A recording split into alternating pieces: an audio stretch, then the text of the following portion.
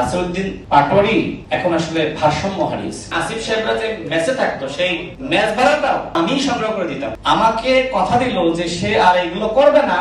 গতকাল কিভাবে মাননীয় প্রধানমন্ত্রীকে গালিগালাজ করেছে, হঠাৎ করে গত পরশুদিন আমাকে কল করে বিকালের দিকে। আমি ওই সময় কালীগঞ্জ উপজেলা, সেখানে একটি ফুটবল খেলা হচ্ছিল, সেই অনুষ্ঠানে আমি প্রধান অতিথি হিসেবে উপস্থিত ছিলাম। তো তার কল, আমি ভাবলাম যে হয়তো গুরুত্বপূর্ণ কোনো কথা বলবে, তো আমি তাকে মেসেজ করলাম যে আমি আই মিসড ইওর কল। দেন সে সন্ধ্যার পরে আমাকে ফোন দিল, তার সাথে আমার কথা হলো।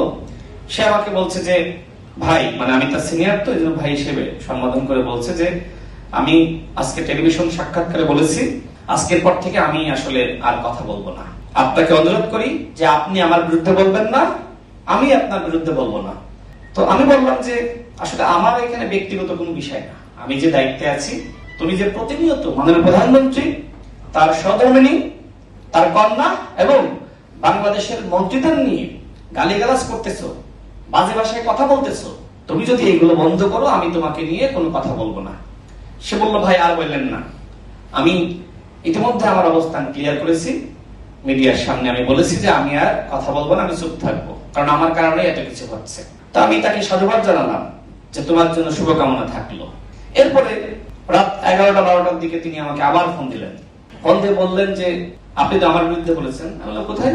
বলছে যে চ্যানেল এস এর বক্তব্য দেখলাম, অন্যান্য বক্তব্য দেখলাম। আমি বললাম যে তোমার সাথে আলোচনা হওয়ার আগে এই টক শো আগে হয়েছিল, এটা রেকর্ডেড ছিল, পরবর্তীতে তারা এখন কাটিং গুলো প্রকাশ করতেছে, আর আমার এই বক্তব্য তোমার সাথে আলোচনা হওয়ার আগে।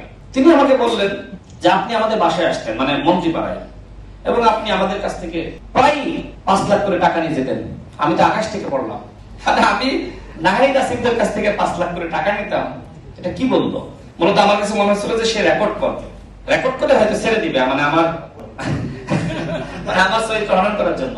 দেখেন আসিফ সাহেবরা যে ম্যাচে থাকতো সেই ম্যাচ ভাড়াটাও আমি অনেকের কাছ থেকে 2000-1000, ওই সময় তো আসলে এই টাকার অনেক মূল্য ছিল, তাই না? এই টাকাগুলো সংগ্রহ করে অধিকাংশ ক্ষেত্রে আসিফ আক্তাররা যে ম্যাচে থাকতো সেই ম্যাচ ভাড়াটা আমি সংগ্রহ করে দিতাম। আমার নিজের তো সক্ষমতা ছিল না, নিজের টাকাও দিই নাই, কিন্তু আপনাদের কাছ থেকে, জনগণের কাছ থেকে সেই ম্যাচ ভাড়াটা, কারোর মোবাইল লাগলে, কেউ ভর্তি হবে, সেই টাকাগুলো আমরা সংগ্রহ করে দিতাম। আজকে আমাকে উল্টো বলছে যে আমি নাকি মাসে মাসে গিয়ে প্রায় গিয়ে নাকি আমি নারীদের বাসা থেকে টাকা আনতাম 5 লাখ করে। তো আমি বললাম ঠিক আছে, তোমার কাছে তথ্য থাকলে ফাঁস করে দাও। সে বলছে যে আপনার সব ফাঁস করে দেবে, করো, সমস্যা নাই তো। এরপরে বললো যে আপনি ফ্ল্যাট কিনেছেন, সব ডকুমেন্টস আছে। আমি তো আবার আরেকবার আকাশ থেকে পড়লাম। তো আমি তাকে বললাম আমার কোনো ফ্ল্যাট নাই, তোমার কাছে তথ্যপত্র থাকলে সব ফাঁস করে দাও। এইভাবে সে একটু মানে ব্ল্যাকমেল করার চেষ্টা করলো।